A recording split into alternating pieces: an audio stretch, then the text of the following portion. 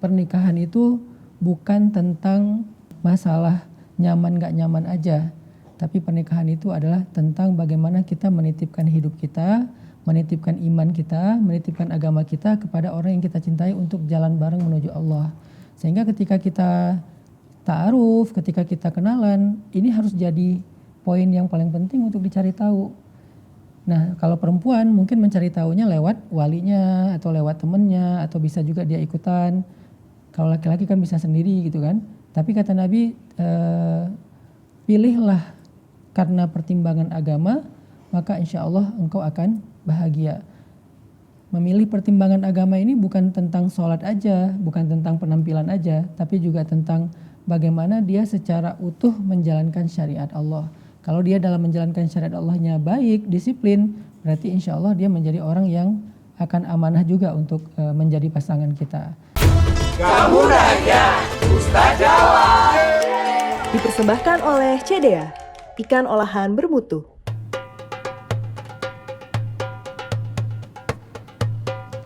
Bismillahirrahmanirrahim. Assalamualaikum warahmatullahi wabarakatuh.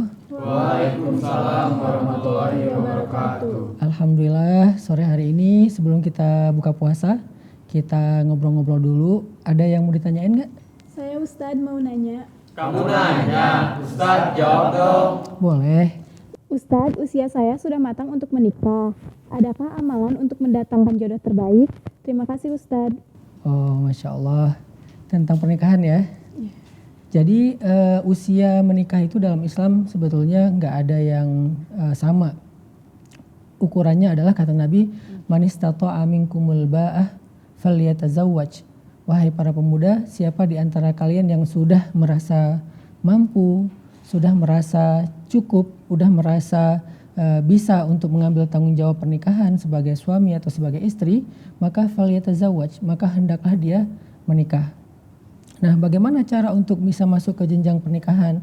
Islam mengajarkan kepada kita tentang beberapa tahapan. Yang pertama adalah dengan ta'aruf. Jadi ta'aruf itu bukan pacaran Islami, tetapi memang mencari tahu tentang seseorang.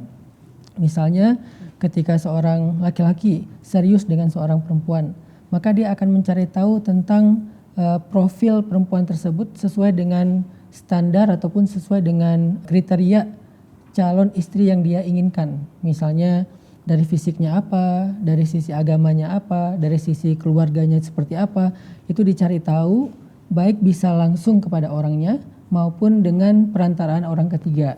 Itu namanya ta'aruf. Begitu juga dengan perempuan, ketika ada laki-laki yang datang serius, maka dia pun perlu mempelajari tentang laki-laki tersebut, kira-kira sesuai nggak dengan kriteria suami menurut dia yang ideal, tentang tanggung jawabnya, tentang amanahnya, akhlaknya, pekerjaannya.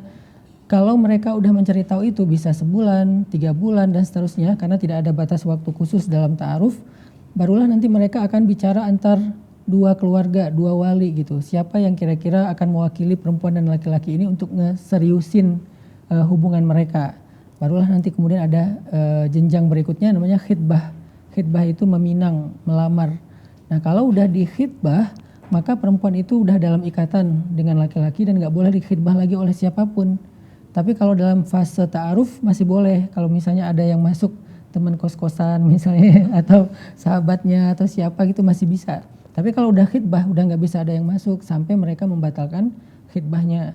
Nah, setelah fase khitbah, dan ini juga sesuai dengan kesepakatan, ada yang beberapa bulan, ada yang bahkan lebih dari setahun karena mungkin kondisinya beda-beda, baru masuk ke level yang berikutnya yaitu ke jenjang pernikahan, dimulai dengan akad nikah, kemudian nanti ada walimah dan seterusnya. Nah, ini adalah cara yang diajarkan oleh Islam.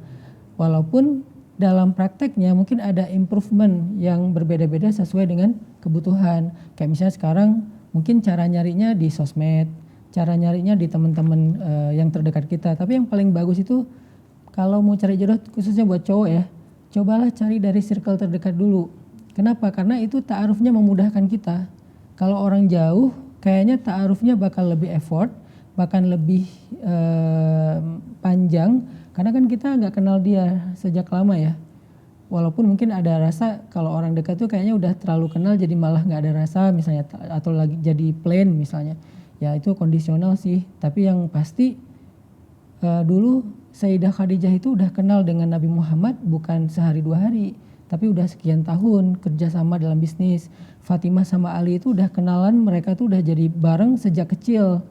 Gitu juga dengan sahabat-sahabat yang lain, mereka tuh udah kenal sejak lama, jadi fase ta'arufnya itu mudah. Kalau yang fase ta'arufnya dari orang jauh, itu kisah Nabi Musa ketika beliau di Madian. Di Madian beliau ketemu dengan seorang perempuan, dan itu baru kali pertama ketemu, nggak kenal sama sekali. Nah itu ada fase ta'aruf yang agak panjang di mana Nabi Musa dialog dengan ayahnya perempuan tersebut, ngobrol banyak hal, cerita tentang dirinya di Mesir, sampai kemudian mereka jadi sama-sama berkenan untuk serius, baru masuk ke jenjang tunangan ataupun melamar.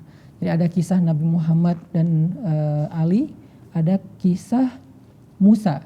Nah kedua kisah ini beda tipe nih. Kalau yang Muhammad dan Ali kenalan dengan atau menikah dengan orang yang udah dikenal lama, dengan orang dari masa kecilnya kalau Ali, kalau Nabi Muhammad dengan teman partner bisnisnya. Kalau Musa mengenal orang yang jauh dan baru kenal.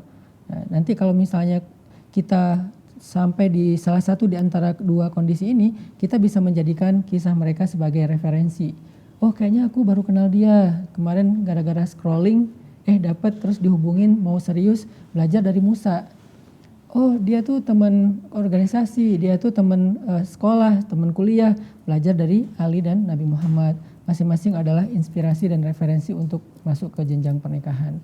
Nah jadi pernikahan itu bukan tentang masalah nyaman gak nyaman aja, tapi pernikahan itu adalah tentang bagaimana kita menitipkan hidup kita, menitipkan iman kita, menitipkan agama kita kepada orang yang kita cintai untuk jalan bareng menuju Allah. Sehingga ketika kita ta'aruf, ketika kita kenalan, ini harus jadi poin yang paling penting untuk dicari tahu. Nah kalau perempuan mungkin mencari tahunya lewat walinya atau lewat temennya, atau bisa juga dia ikutan. Kalau laki-laki kan bisa sendiri gitu kan. Tapi kata Nabi, pilihlah karena pertimbangan agama, maka insya Allah engkau akan bahagia.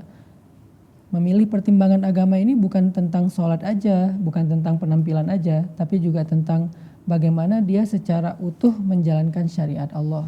Kalau dia dalam menjalankan syariat Allahnya baik, disiplin, berarti insya Allah dia menjadi orang yang akan amanah juga untuk menjadi pasangan kita. Nah jadi teman-teman yang dirahmati Allah, semoga kalian diberikan pasangan sesoleh Ali dan pastinya Rasulullah Nabi Musa. Kalau laki-laki diberikan pasangan sesolehah istri Nabi Musa, atau Sayyidah Khadijah, atau Sayyidah Fatimah, dengan menempuh cara-cara yang diajarkan oleh Allah. Karena kalau cara Allah yang kita pakai pasti ujung-ujungnya kepada kebaikan kita. Tapi kalau kita pakai cara kita sendiri, mungkin akan banyak masalah kemudian hari gitu. Semoga kalian diberikan kebaikan fid dunya wal akhirah insyaallah. Ini karena kita udah mau buka puasa ya, kita doa bareng ya sebelum berbuka ya. Bismillahirrahmanirrahim. Zahabal zama'u wa batalatil uruku wa thabatal ajru insyaallah. Allahumma laka sumtu wa bika amantu wa ala rizkika aftartu bi rahmatika ya arhamar rahimin. Semoga puasa kita menjadi puasa yang makbul di sisi Allah Subhanahu wa taala. Amin ya rabbal alamin. Barakallahu fikum, semoga kita mendapatkan kebaikan. Wassalamualaikum warahmatullahi wabarakatuh. Waalaikumsalam warahmatullahi wabarakatuh.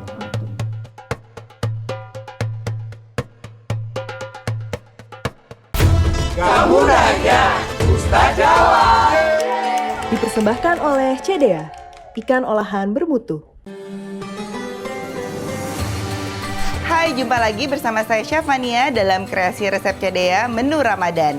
Kali ini kita akan bikin sosis kentang Korea ala CDA. Penasaran gimana buatnya? Kita langsung bikin aja yuk. Kita langsung panaskan minyak.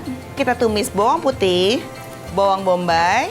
Sekarang kita akan menggunakan CDA Premium sosis salmon keju. Mengandung omega 3 yang baik untuk meningkatkan imun tubuh. Kita masukkan kentang yang sudah digoreng, daun bawang, kecap manis, saus tiram, saus sambal, gochujang, garam, gula pasir, dan lada. Tuangkan air secukupnya. Aduk hingga rata. Cedea Premium Sosis Salmon rasanya enak banget, sehat lagi. Setelah matang, segera kita sajikan. Ini dia, udah jadi sosis kentang Korea ala Cedea. Resep-resep Cedea bisa diaplikasikan saat sahur ataupun berbuka puasa bersama keluarga supaya tetap fit selama menjalani ibadah puasa.